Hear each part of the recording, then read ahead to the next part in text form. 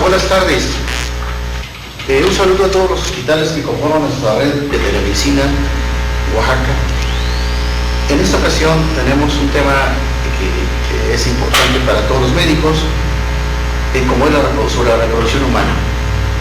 Sabemos que la reproducción humana es un proceso de tipo sexual que permite la creación de nuevos seres, debido a que intervienen dos sexos, el masculino y el femenino, y la fecundación se produce en el cuerpo de la mujer por la unión del óvulo y el espermatozoide.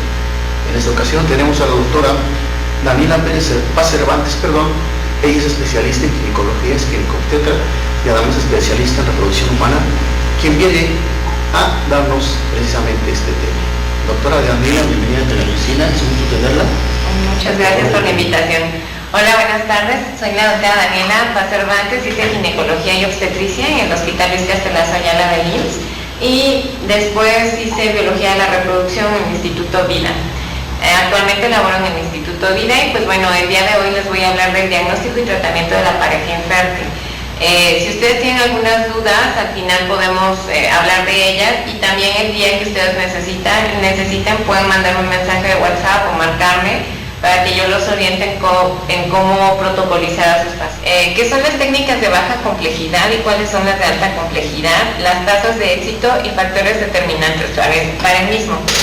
Pues bueno, en cuanto a la definición, tenemos que la esterilidad es la incapacidad para concebir tras un año de relaciones sexuales sin protección anticonceptiva, esto con una pareja abajo de 35 años, donde ellos tengan relaciones sexuales por lo menos unas 3 veces a la semana. Cuando la mujer tiene arriba de 35 años no debemos esperar hasta un año. Ya con 6 meses en que ellos tengan relaciones sexuales frecuentes en un método de planificación y no se logren embarazar, ya deben ser referidas con un especialista. Y pues bueno, la posibilidad de fecundar, que es la probabilidad de que en un solo ciclo se produzca un embarazo. Y la infertilidad tal cual, que es la incapacidad de conseguir un recién nacido vivo. Digo, estas son definiciones que difícilmente las ocupamos porque pues ya cuando vemos que no se puede embarazar, pues a todo le llamamos infertilidad, ¿no? Entonces, aquí lo importante es el tiempo, 1 año, arriba de 35 años deben ser 6 meses nada más. Y pues bueno, como sabemos en la actualidad el descenso global de las tasas de natalidad y fecundidad han disminuido, pues esto debido a que las mujeres ya desean profesionalizarse cada día más, además de que pues nos estamos casando ya grandes, y también de que pues desde hace unos años ya el uso de métodos anticonceptivos ya es más habitual. Entonces pues la mujer está retrasando su maternidad y con esto pues nos lleva a ciertas complicaciones, ¿no? Una de ellas son las tasas de aborto. Sabemos de que a mayor edad más tasas de aborto y también pues más alteraciones cromosómicas. Por ejemplo, en las pacientes que tienen abajo de 30 años, su tasa de aborto varía entre el 7 al 15%. No así en unas pacientes o en una paciente que tenga arriba de 40 años, pues su tasa de aborto o probabilidad va a ser del 34 al 52%. En esto me gustaría hacer énfasis porque pues el envejecimiento del aparato reproductor de la mujer pues es un hecho, no podemos ir contra el tiempo, es un hecho de que el reloj biológico de la mujer no hace un stop. Entonces, entre más edad, menos folículos y más alteraciones cromosómicas. Aquí siempre les platico, ¿no? Una paciente joven, entre 25 y 30 años, de 777 mujeres que se embaracen, una va a tener un bebé con síndrome de Down. En cambio, una mujer de 40 años, de 46 mujeres que se embaracen, una va a tener un bebé con síndrome de Down. Y esto pues se debe a que disminuye la calidad de los ovocitos, a que aumenta la no disyunción meiótica y pues con esto la tasa de aneuploidías, llámese trisomía 21, 18 y 13, ¿no? Entre las más comunes. Y pues bueno, como sabemos, la eficiencia de reproductora del hombre es menor, Comparada con otros mamíferos, por ejemplo con los monos babuinos, ellos tienen una fecundidad por ciclo del 80%, no así los humanos. Nosotros tenemos una fertilidad por ciclo que oscila en torno al 20% y no supera el 35%. Esto si la mujer ovula mes con mes. Es así que el tiempo de exposición nos va a dar la probabilidad de embarazo. Si estamos en 3 meses continuos teniendo relaciones sexuales, pues vamos a tener una posibilidad de tener un embarazo del 57%, a los 6 meses del 72%, al año del 85% y a los 2 años del 93%. Es una tasa acumulada, por eso es muy importante no dejar que las pacientes después de un año que ya han estado intentándolo y no logran embarazarse, pues estarlas haciendo perder su tiempo, ¿no? Ya deben ser referidas con el especialista. En cuanto a las causas de infertilidad, me voy a abocar primero al factor femenino. Del factor femenino, la causa o las causas más comunes son disfunciones ovulatorias. Aquí englobamos a todas las pacientes. Se puede señalar, ellos ven la señalización, ¿verdad? Sí. Bueno, aquí englobamos a todas las pacientes como con síndrome de ovario poliquístico, las pacientes que tienen una falla ovárica prematura, todas esas pacientes que les llegan a ustedes, porque aquí en México hay muchas pacientes con ovario poliquístico que no están reglando mes con mes, es completamente seguro que tienen una disfunción ovulatoria. Y bueno, la patología tubárica pues no se queda atrás, esta representa hasta un 40% y pues una de las principales causas pues es la enfermedad pélvica inflamatoria. Todas esas infecciones que no son erradicadas pues nos pueden causar inflamación en las trompitas y eso genera una obstrucción, sobre todo lo que es, como ustedes ya lo saben, la clamidia y el ureaplasma. Entonces es súper importante cuando sus pacientes tienen flujo investigar las características de ese flujo, qué síntomas tienen y darles un tratamiento completo, porque si no pues afecta a las trompas, ¿no? Y también una de las causas importantes es la endometriosis. Cuando ustedes tienen una paciente que tiene sus ciclos menstruales con mucho dolor, es decir, la dismenorrea, lo primero que deben pensar como causa de su infertilidad es la endometriosis. Y esta endometriosis pues va a afectar las tubas. Y bueno, el otro 10% es de causa inexplicada, de esas pacientes que uno les busca y pues no les encuentra nada. Y el otro 10% son problemas inusuales como malformaciones mullerianas, etcétera, ¿no? En cuanto a la etiología en la pareja, si nos damos cuenta, tanto el hombre como la mujer tienen la probabilidad o son causantes de infertilidad en el mismo porcentaje. Los problemas en el hombre abarca hasta un 35%, 40% y en la mujer igual. Entonces, es muy importante valorar a los dos, ¿sí? El día que nos llegan a nosotros al consultorio, siempre la historia clínica nos va a dar indicios o nos va a hacer prácticamente el diagnóstico. Entonces debemos hacer una adecuada historia clínica, platicarle a las pacientes pues su pronóstico y el probable diagnóstico, ¿no? En esta historia clínica debemos investigar datos de infertilidad, es decir, cuánto tiempo lleva con su pareja actual, cada cuánto tienen relaciones sexuales, el factor tuboperitoneal, si ha tenido infecciones de repetición, si tiene dolor en las menstruaciones, cómo son sus ciclos, si regla cada mes, en el hombre si tiene erecciones, si tiene eyaculaciones retrógradas, etcétera, ¿no? Y pues finalmente, haciendo un adecuado ultrasonido, vamos a orientar nuestro diagnóstico. Bueno, cuando nos llega una paciente al consultorio, pues siempre vemos su aspecto físico y esto nos puede delatar muchas cosas, ¿no? Como pues la acantosis nigricans en las pacientes con síndrome ovario poliquístico. Cuando la paciente te dice que tiene galactorrea, ya estás pensando en una hiperprolactinemia. Hay que explorar la tiroides, casi va de la mano la infertilidad con enfermedades tiroideas. Y pues bueno, si tiene estrías también hay que pensar en un síndrome de Cushing. Entonces siempre hay que estar atentos de los datos clínicos que nos puede dar la paciente. En el hombre pues lo mismo, el tiempo de exposición o el tiempo de relaciones con su pareja actual, si ha podido embarazar a parejas anteriores o no, qué tratamientos ha utilizado, si ha ido con el urólogo y el urólogo le está dando algún tratamiento, si de joven tuvo o de chiquito le hicieron alguna cirugía, si tuvo alguna torsión testicular, hay que investigar la frecuencia de las relaciones sexuales, cómo está su líbido, etcétera, ¿no? También si hay enfermedades como fibrosis quística. Bueno, en los hombres también es súper importante preguntarles si tienen, si han estado expuestos a insecticidas, plaguicidas, es la que sigue. Si andan mucho tiempo en moto, mucho tiempo en bici,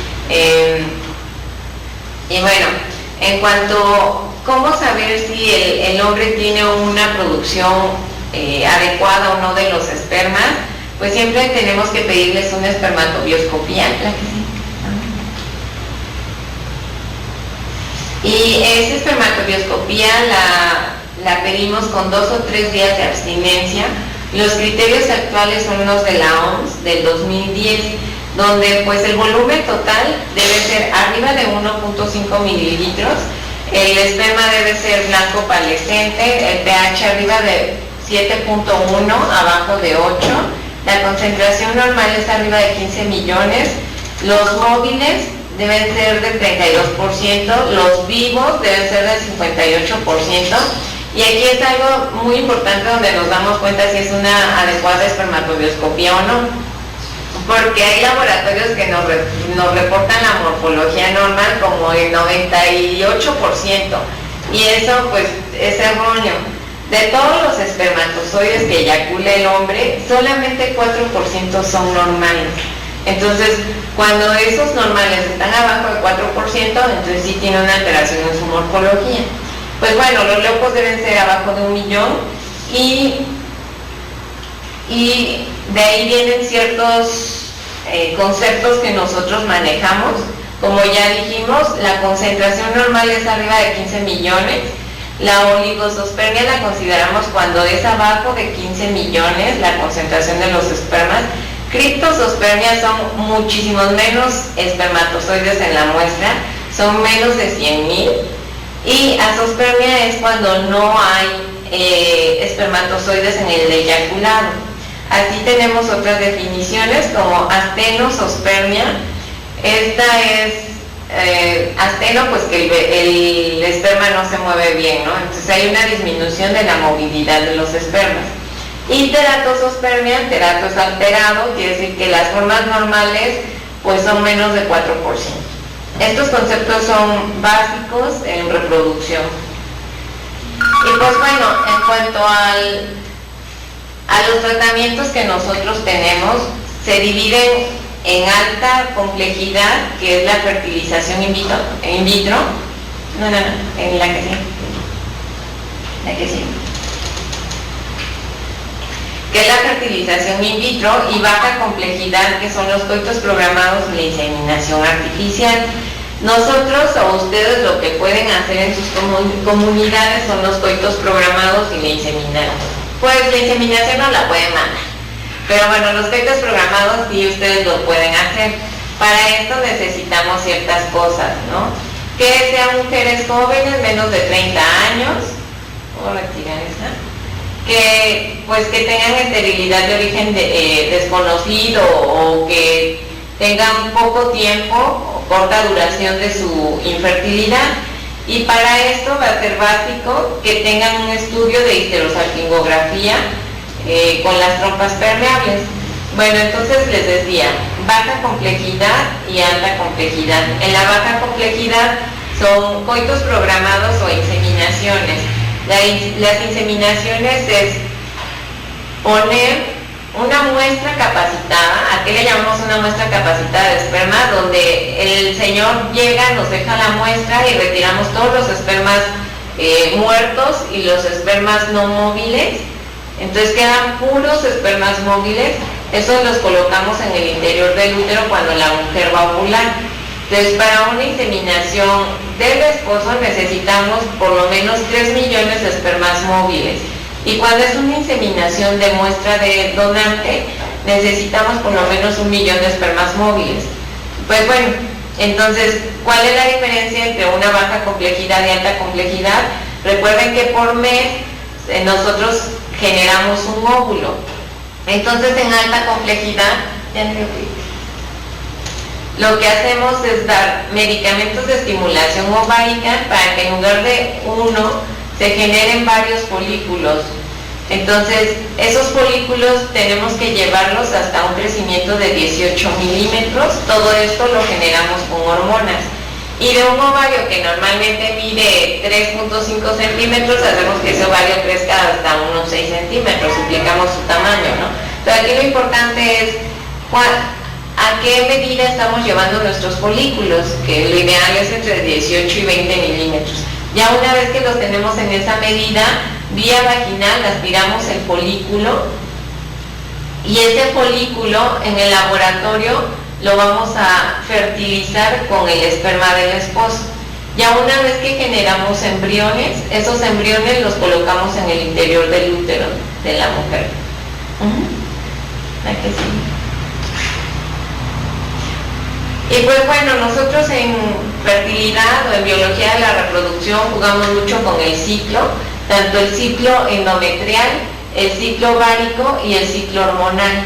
Entonces hay que recordar un poco, la fase folicular inicia el primer día de regla. En esa fase folicular tenemos muchos folículos pequeños, los cuales se reclutan para que con el estímulo hormonal que manda señales del cerebro, solamente uno logre crecer. Ese que va a lograr crecer, pues se debe romper su folículo, liberar el óvulo. Cuando libera el óvulo, nosotros tenemos un pico de la LH y el endometrio va cambiando. Entonces, una vez que existe la fecundación, este folículo que se rompió se vuelve cuerpo lúteo. Aquí es súper importante que ustedes tengan en mente el cuerpo lúteo, porque muchas veces cuando hacen ultrasonidos del primer trimestre piensan que el cuerpo lúteo es un ectópico y le quitan el cuerpo lúteo y con esto generan un aborto, ¿no? Es muy importante siempre valorar en qué ovario está el cuerpo lúteo. ¿Hay que sigue?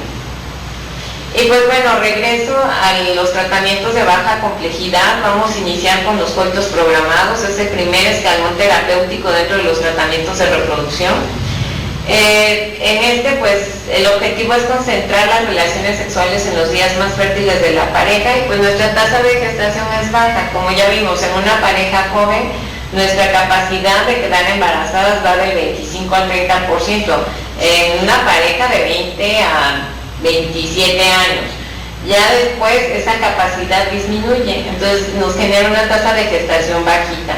Ya vimos que deben ser mujeres jóvenes, una esterilidad de corta duración o de origen desconocido. Entonces, en estos coitos programados lo que podemos hacer es un ciclo natural. En lo que nosotros hacemos es seguir la ovulación de la paciente. Va enfocado a las pacientes que reglan mes con mes. Entonces, si ustedes tienen ultrasonidos en sus clínicas, lo que pueden hacer es citar a su paciente en un día 10 de su ciclo. Recuerden que el día 1 inicia con el día de la regla. Entonces, el día 10 del ciclo, ustedes por ultrasonido deben ver un crecimiento folicular. La vuelven a citar a los 3-4 días para ver que ese folículo ya haya crecido a 18, 20 milímetros, para que ustedes indiquen qué días va a tener las relaciones sexuales. Otra forma de generar un coito programado es dándole estimulación ovárica. Muchos han escuchado del Omifin o Imomex, que es citrato de clomifeno. Esto lo ocupamos para dar una estimulación ovárica, y así también le hacen un seguimiento folicular para indicarles en qué momento tener relaciones sexuales. o un ciclo natural con desencadenamiento de la ovulación, es decir, ustedes vigilan la ovulación normal de la mujer, cuando ya es del folículo 18-20 milímetros le dan gonadotropinas, 5.000 unidades de HGC intramusculares para generar la ovulación y a las 36 horas deben tener relaciones sexuales. Hay que seguir. Entonces, para dar una estimulación ovárica tenemos 3 medicamentos: el citrato de clomifeno, que es el muy conocido Omifin, Moments, los inhibidores de la aromatasa como el letrozol, este es ideal para las pacientes con síndrome de ovarios poliquísticos, y las gonadotropinas a dosis bajas, como Merapur, como Gonal. Entonces, empezamos el tercer o cuarto día de regla, damos, por ejemplo, letrozol, podríamos dar 50 miligramos de letrozol o citrato de clomifeno, 50, 100 o 150 miligramos. Lo toman 5 días y citamos a nuestra paciente.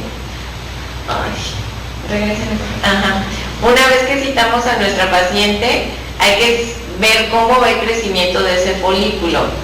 Si ustedes la citan, iniciamos el tercer día de regla, entonces es su día 3 del ciclo.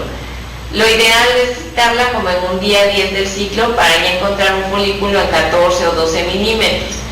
Ustedes valorarán si le dan un poquito más de inyecciones, por ejemplo, le pueden dar citrato de clomifeno al inicio y después agregarle gonadotropinas a dosis bajas, como 75 unidades, para hacer crecer un poquito más los folículos, y ya cuando estén 18 milímetros desencadenamos la ovulación y 2 días después van a tener relaciones sexuales. Bueno, lo ideal es a las 36 horas. En el caso de la inseminación artificial, que es depositar los espermatozoides previamente preparados en el tracto genital de la mujer sin efectuar un contacto sexual con el fin de lograr un embarazo, bueno, a esta paciente previamente ya le dimos igual una inducción de la ovulación, esto con la finalidad de que ella genere 1, 2 o 3 folículos ovulatorios, y con esto incrementa nuestra probabilidad. Entonces, de estas inseminaciones, pues bueno, hay inseminaciones heterólogas o del cónyuge, o heterólogas o de semen de donante. También pueden ser en fresco o muestras que estén previamente criopreservadas, como en el caso del banco de semen. Los requisitos, siempre los requisitos son muy importantes. Las alfinges permeables. A todas sus pacientes que tienen infertilidad, siempre pídanles una histerosalpingografía para saber si sus trompitas son permeables. Si no son permeables, pues no son candidatas ni a coitos programados ni a inseminaciones. Bueno, algunas pacientes pues las someten a una histerosonografía, tienen menor probabilidad o menos porcentaje menos sensibilidad, dependiendo de quién la haga, porque si es una persona que ya esté capacitada y que sea muy bueno haciendo histerosonografías, pues nos puede dar una sensibilidad igual hasta del 93%. Y bueno, los requisitos también es que el recuento de espermatozoides móviles sea de más de 3 millones para pacientes con muestra del esposo. Para semen de donante debe ser 1 millón de espermas progresivos post capacitación. Entonces, bueno, ¿en qué situaciones está indicado el uso del esperma del esposo? Cuando hay una falla en la eyaculación, por ejemplo, los pacientes que tienen una eyaculación retrógrada o que tienen lesiones en la médula, que tienen impotencia, pues bueno, ellos podemos hacer que eyaculen con un electroestimulador y ya esa muestra se capacita y se hace la inseminación. O que haya alteraciones espermáticas leves como hipospermia, es decir, que su volumen de eyaculado sea menos de 1.5 mililitros, oligo leve o asteno leve, terato leve, o algunas alteraciones inmunológicas, ¿no? También cuando hay alteraciones cervicales, que le llamamos un moco hostil, que realmente eso pocas veces lo tomamos en cuenta. O cuando el paciente tiene VIH positivo, se hace un lavado del semen y se puede hacer una inseminación. Cuando saltamos a una muestra de donante, cuando hay alteraciones espermáticas severas, aunque aquí yo haría un paréntesis porque en alteraciones espermáticas severas pues las llevamos a una fertilización in vitro por lo regular. Cuando hay infección por VIH, pero que donde su carga viral pues esté alta, entonces ahí sí no se recomienda hacer una inseminación, es mejor cambiar al semen de donante. Cuando haya enfermedades hereditarias en el hombre, aquí también hago un paréntesis porque pues si la pareja tiene el recurso económico, lo ideal sería saltarnos a una fertilización in vitro y analizar esos embriones para que ellos no transmitan la enfermedad. Cuando hay inmunización severa por RH, en pacientes solteras, en parejas lesbianas, y pues bueno, cuando hay una mala calidad embrionaria, así es que saltamos a la fertilización in vitro. Nuevamente, damos el tratamiento con FSH, letrozol o citrato de clomifeno, iniciamos en el tercer día. Este ejemplo lo puse con FSH, que es el Gonal, o podemos ocupar Merapur a dosis bajas. Entonces damos por lo regular 5 inyecciones y citamos a nuestra paciente para hacer un seguimiento folicular. Este seguimiento folicular es vía vaginal. Entonces checamos en cuánto está el tamaño del folículo máximo y nuevamente damos inyecciones si es necesario y volvemos a checar a nuestra paciente hasta que logramos tener el folículo ovulatorio de 18-20 milímetros para desencadenar la ovulación y decirle a la paciente, véngase para que le hagamos la inseminación, ¿no? Ya una vez que realizamos la inseminación al segundo día o al siguiente día, iniciamos progesterona vía vaginal, 200 miligramos por la noche. Y pues bueno, aquí voy a hacer mucho énfasis en nuestra evaluación por ultrasonido con las pacientes. Toda paciente que nos llega debemos hacer un adecuado ultrasonido, hacer un rastreo arriba, abajo, de la derecha en la izquierda. Esto con la finalidad de encontrar pues los factores que estén afectando su fertilidad. En este caso, no sé si logren ver bien la imagen, se logra distinguir aquí un mioma. Recuerden que el endometrio, tanto el endometrio como los ovarios son cambiantes de acuerdo al día del ciclo en que ustedes estén valorando a su paciente. Entonces, nosotros por lo regular siempre citamos a nuestras pacientes en su día 3 del ciclo y con esto pues podemos apreciar que su endometrio debe ser lineal.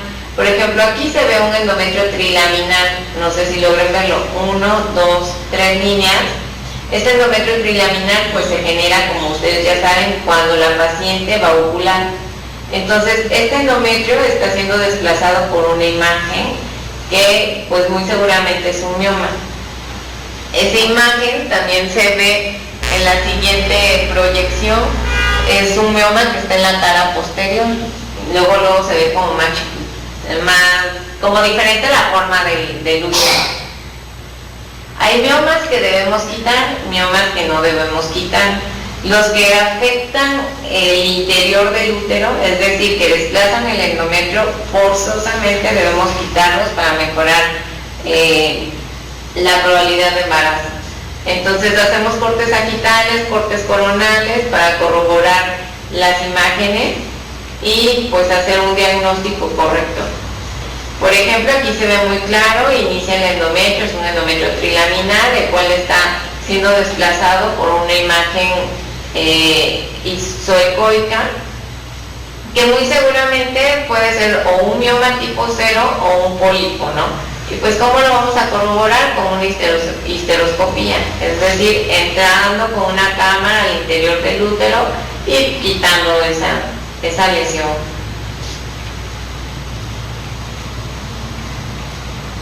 Esa imagen, por ejemplo, en un ultrasonido 3D, pues también se relata algo que ocupa el interior del útero, ¿no? esta imagen.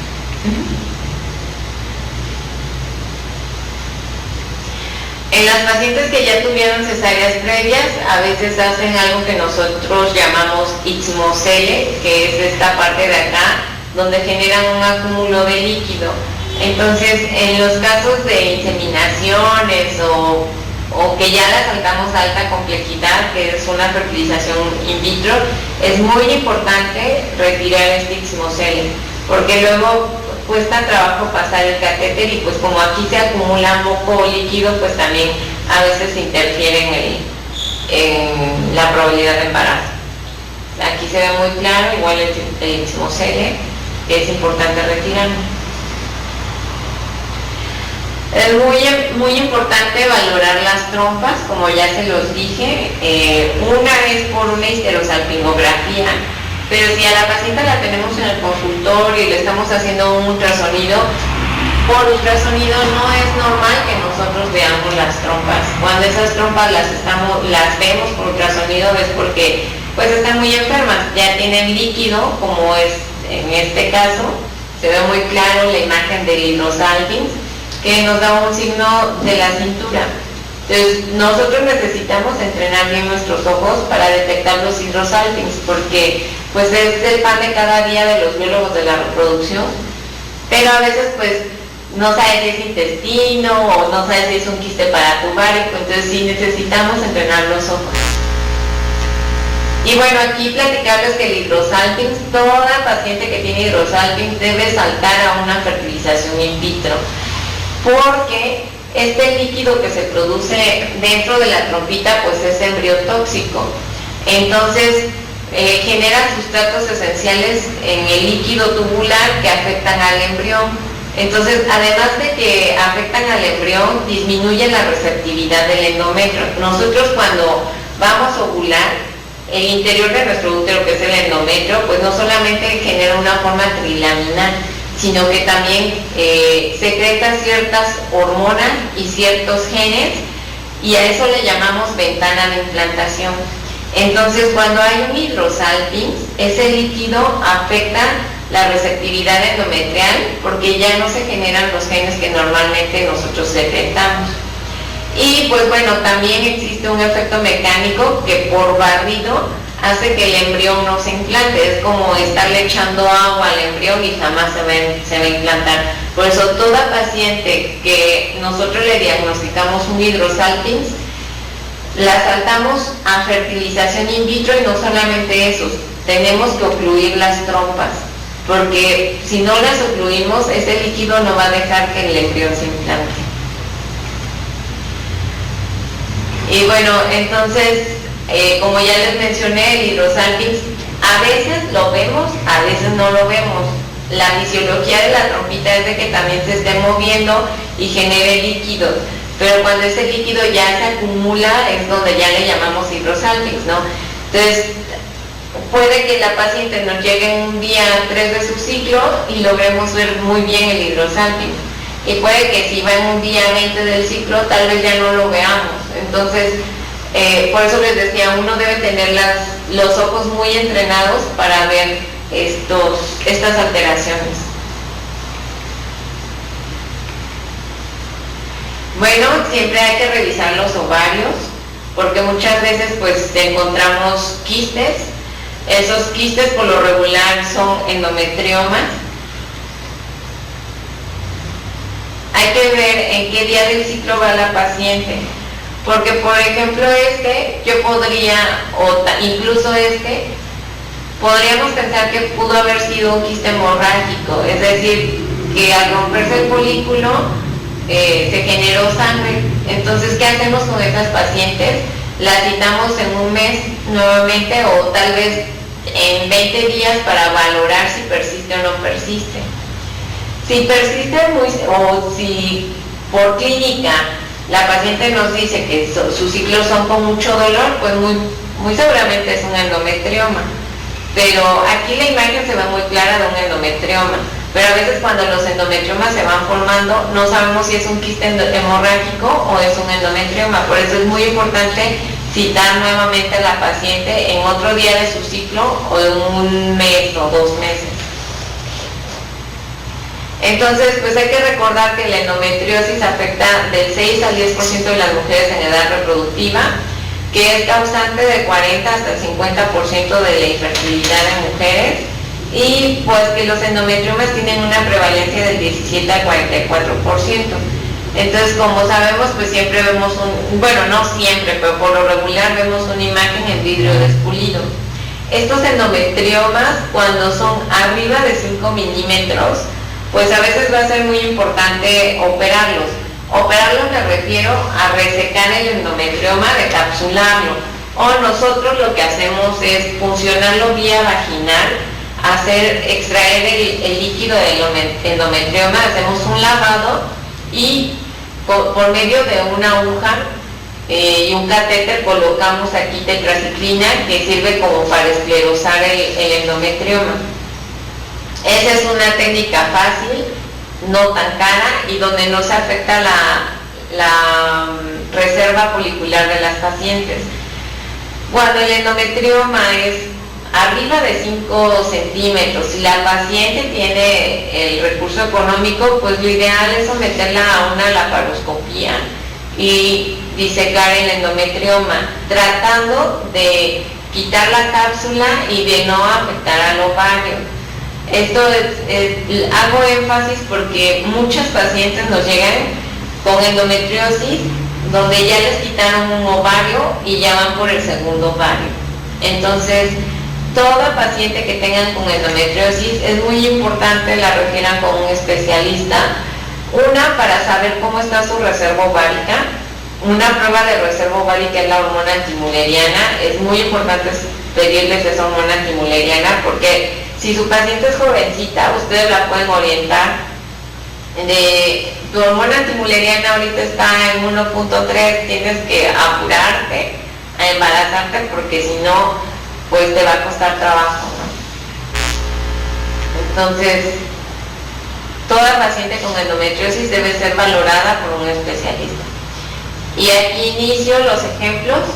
Entonces, citamos a nuestra paciente en el segundo o tercer día de la regla. En ese día nosotros vamos a encontrar un endometrio lineal. Todos los endometrios cuando las pacientes están reglando deben ser lineales. Y también hacemos una evaluación de los ovarios. Hay que realizar un conteo antral. Por ejemplo, todas estas bolitas que muchos le llaman quistes no son quistes, son folículos. Y cada folículo en su interior tiene un potencial ovulito. Entonces, por ejemplo, este ovario, podríamos decir que tiene un patrón multifolicular. El hecho de que tenga un patrón multifolicular no es diagnóstico de un ovario poliquístico, porque este ovario puede ser de una niña de 18 años, y entonces pues es un ovario normal. Recuerden que la reserva ovárica en una paciente de 15, 18, 23 años va a estar excelente, entonces sus ovarios van a estar llenos de folículos.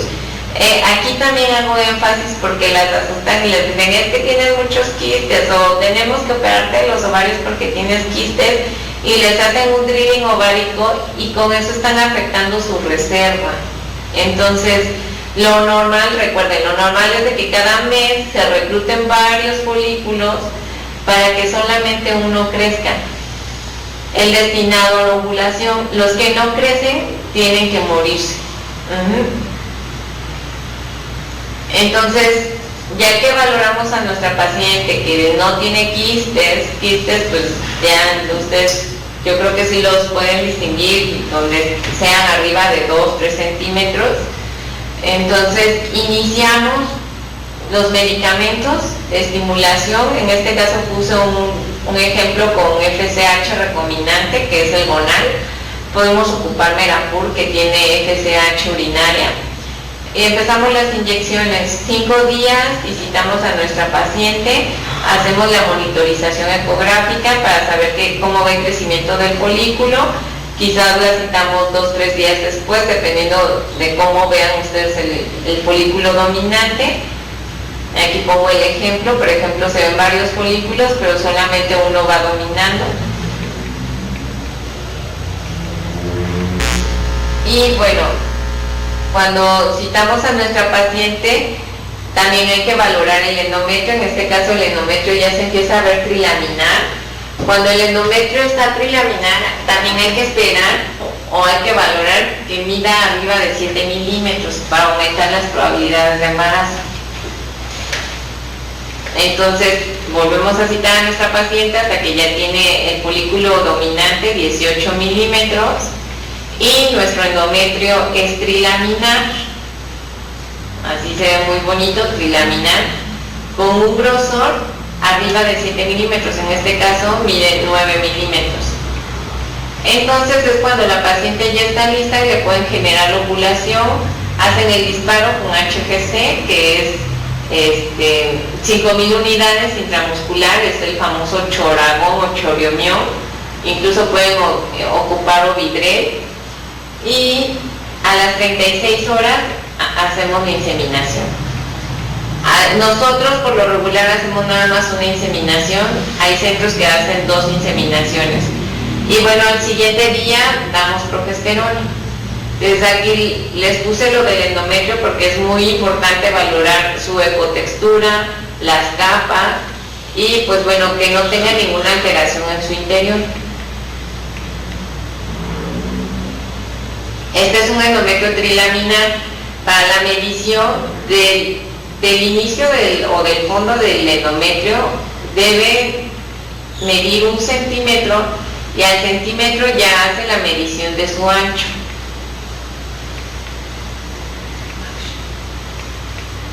Como lo vimos en la diapositiva. Y bueno, los ovarios, la medición en milímetros del diámetro mayor, porque a veces nos preguntan, bueno, ¿cómo debo medir el folículo? Algunos sacan pues varios diámetros. Depende cómo muevas el transductor. Debes poner el transductor en el diámetro que te dé, o en la mejor imagen que te dé, cuando te dé el diámetro mayor. Ahí es donde debes medir. Nuevamente citamos a nuestra paciente en el segundo o tercer día, valoramos el endometrio lineal, valoramos los ovarios, iniciamos la estimulación.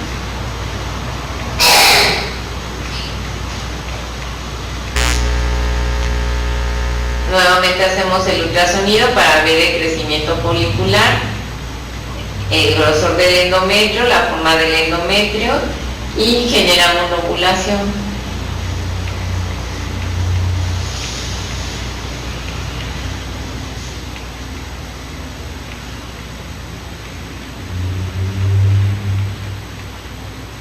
Ya que tenemos el folículo dominante, el endometrio trilaminar y bonito, pues les digo, generamos la ovulación y hacemos la inseminación.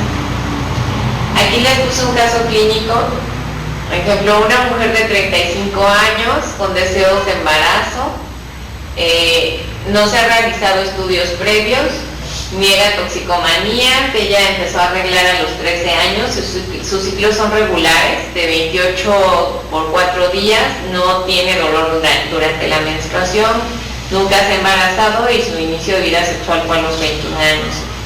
Entonces, ¿qué estudios le solicitaría? No nos sirve de nada, o quizás no sirva nada más para valorar el ciclo anterior, si ovuló o no ovuló, pero pues recuerden que todo es cambiante. Por eso siempre el perfil ovárico debe ser valorado en fase folicular.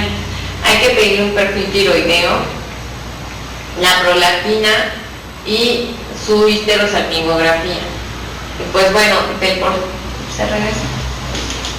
Ahí está. Del perfil ovárico está su FSH en 6.5, LH en 3.7, progesterona en 0.7, estradiol 29.4, testosterona total 0.20, TSH 1.52 y prolactina 18.4. ¿Ustedes ven alguna alteración? Pues bueno, ahí no. A ella le pedimos una histerosalpingografía, su trompa izquierda está cefalizada, lo normal es de que estén como hacia abajo, pero tiene permeabilidad bilateral. Entonces, en esta paciente le realizamos un ultrasonido en el día 8 del ciclo para valorar cómo iba el crecimiento folicular y pues vimos una imagen hipoecoica, entonces, hipoecoica, perdón, que que muy probablemente es un pólipo. Entonces, ¿qué le haríamos a esta paciente? Un ultrasonido 3D, una histerosonografía, una histeroscopía o una tomografía.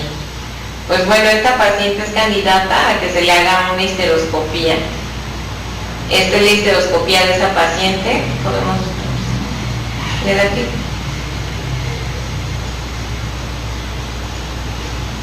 Recuerden que la histeroscopía es entrar al interior del útero con una cámara. Bueno, el video corre muy lento, no sé si sea la señal, ¿ok?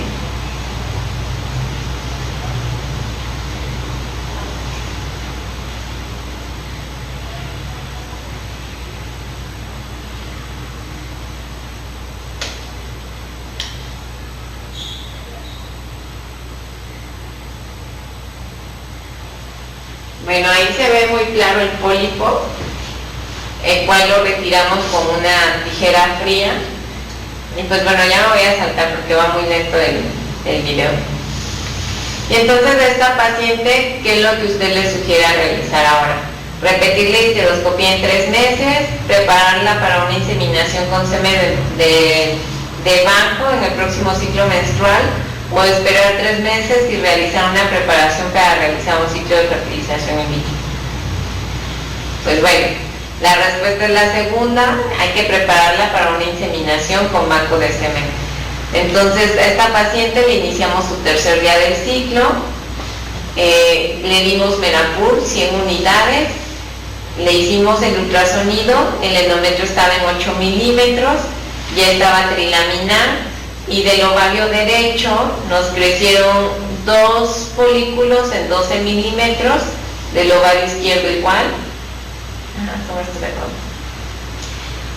Bajamos nuestra dosis porque ya tenemos 4 folículos en 12 milímetros. Recuerden que para una inseminación lo máximo que debemos generar son 3 folículos. Entonces bajamos nuestra dosis de gonadotropina y la volvimos a citar. Nuestro endometrio engrosó a 10 milímetros, igual fue trilaminar. En el ovario derecho ya teníamos un folículo dominante de 17 milímetros, en el ovario izquierdo de 16 milímetros.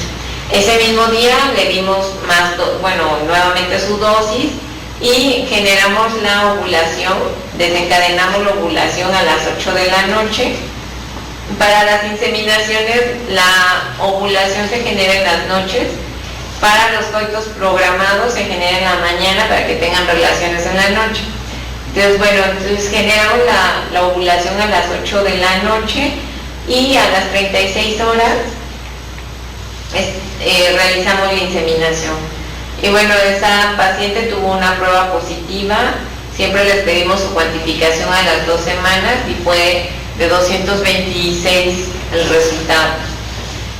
Esta paciente tiene 26 años, casada, con deseos de embarazo desde hace 3 años, ya le han hecho 6 ciclos con citrato de clomifeno en coitos programados, no tiene antecedentes heredofamiliares de importancia ni personales patológicos. Ella empezó a reglar a los 13 años, sus ciclos son irregulares. Aquí es súper importante ver que son irregulares porque ya nos está orientando en que su problema es anovulatorio. Y entonces pues nunca se ha podido embarazar, ¿no? Su perfil ovárico, aquí está la FSH en 8.08 y LH de 15.9. Como vemos hay una inversión, la LH está muy por arriba de la FSH, eso nos orienta a un síndrome de ovario poliquístico. Su hormona tiroidea está bien. Todas las pacientes con ovario poliquístico es muy importante valorar la hormona tiroidea porque por lo regular van acompañadas de hipotiroidismo y también de hiperprolactinemia. La prolactina en fines reproductivos debe estar abajo de 20, en ella está bien, y la TSH para fines reproductivos debe estar abajo de 2.5. Su espermatobioscopía, como vemos, está bien, el volumen debe ser arriba de 1.5, la concentración arriba de 15 millones, la movilidad arriba de 32, vitalidad arriba está muy bien, las formas deben ser arriba del 4% y ojos menos de 1 millón. Entonces su espermatobioscopía está súper bien. En ella le pedimos una histerosalpingografía, tiene permeabilidad bilateral, entonces ella sí es candidata a una inseminación, porque su problema es ovulatorio. A ver, entonces es una infertilidad primaria, donde el factor es endocrino ovárico, un síndrome de ovarios poliquísticos. Aquí recuerden que existe infertilidad primaria e infertilidad secundaria.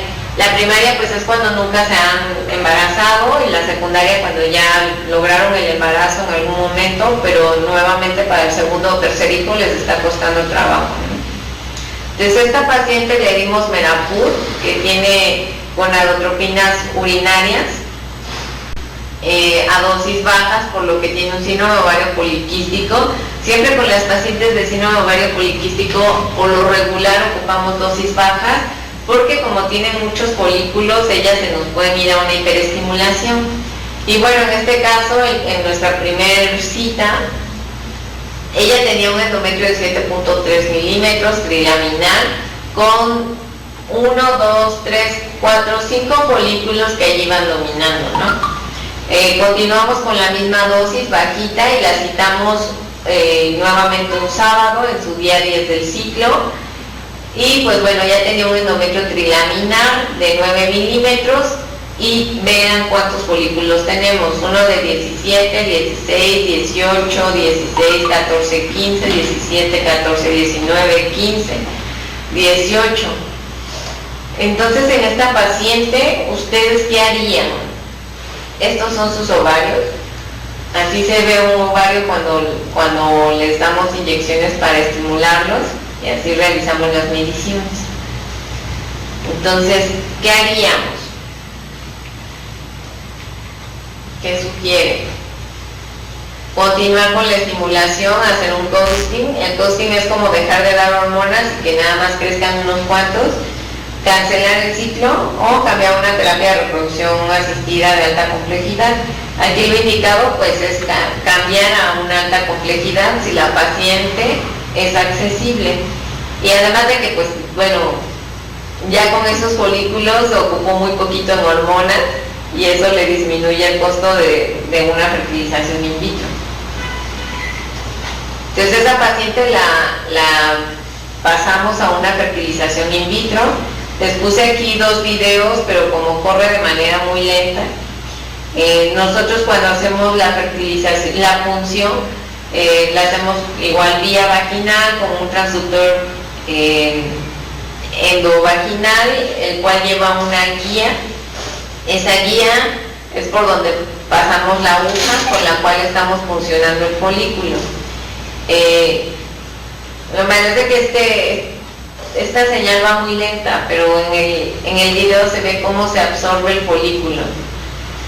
Entonces ya en el laboratorio, ese líquido folicular se observa por el microscopio para quitar o sacar el ovulito. Ese ovulito se limpia, se deja en un medio de cultivo, a las 2 horas se checan todos los óvulos que sacamos para ver cuántos son maduros. Maduros nos referimos a óvulos en metafase 2. Entonces todos los que son metafase 2 son los que se inyectan con el esperma. Ya una vez que generamos los embriones, pues como ya les dije, se debe transferir a la cavidad. Igual aquí tiene un video, le puede dar clic. Es la evolución de los embriones de esta paciente. A ella le funcionamos o obtuvimos 19 ovocitos, 15 eran maduros, metafase 2, 4 eran metafase 1 o vesículas germinales. Se inyectaron esos 15 que eran maduros, de los cuales fecundaron 14. En el día 3 de esos embriones se decidió congelar 4 y el resto de los embriones se llevaron a una etapa de blasto. Se transfirieron 2 embriones y congelamos 4 en etapa de blasto. Igual el video va muy lento, pero aquí se ve muy bonito cómo se va dividiendo el embrión. El primer día que vamos a ver 2 cuerpos polares y 2 pronúcleos, y esto se va a dividir en 2 células, que va a ser su primer día de desarrollo. Posteriormente esas 2 células se dividen en 4, esas 4 en 8, las 8 en 16, que le llamamos etapa de mórula, y posteriormente pasan una etapa de blasto. Y pues bueno, esta paciente se nos embarazó. Cuando nuestras gonadotropinas son altas, muy seguramente pensamos en un embarazo gemelar. Y efectivamente esta paciente tuvo 2 actos gestacionales, los cuales llegaron a término. Y aquí les pongo los ovarios pospunción. Se los enseño porque también, bueno, ustedes quizás no tengan tanto acceso a estas pacientes que llevan una terapia de alta complejidad, pero a nosotros nos han llegado las pacientes así súper asustadas que les dicen que les tienen que quitar sus ovarios.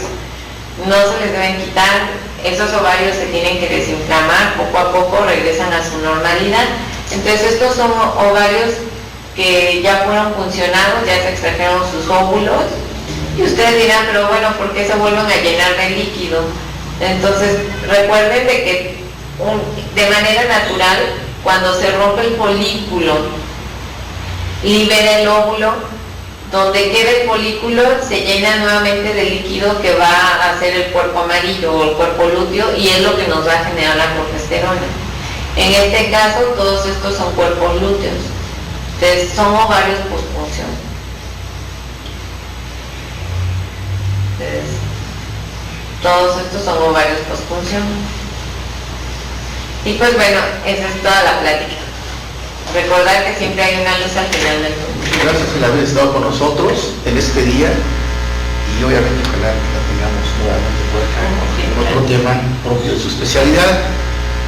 Y obviamente a los médicos que nos dieron, pues muchas gracias por su atención a este tema que es tan interesante en cuanto a la reproducción humana y la inseminación. Doctora, ¿nos podría repetir otra vez su domicilio? Claro, bueno, yo estoy ahorita en el Instituto Vida, que está en Calzada Porfirio Díaz, número 208, en la Colonia Reforma. Mi teléfono particular es 951-458-3641, o nos pueden localizar en el... gracias. El teléfono de consultorio es 427-4756 y 427-4847. ¿Con horario en el consultorio? De 9 a 2 y de 4 a 8. De 9 a 2 y de 4 a 8. Pues muchas gracias, doctora, una vez más, por haber venido. De nada, muchas gracias a ustedes por la invitación. Gracias, nos vemos la próxima. Hasta luego.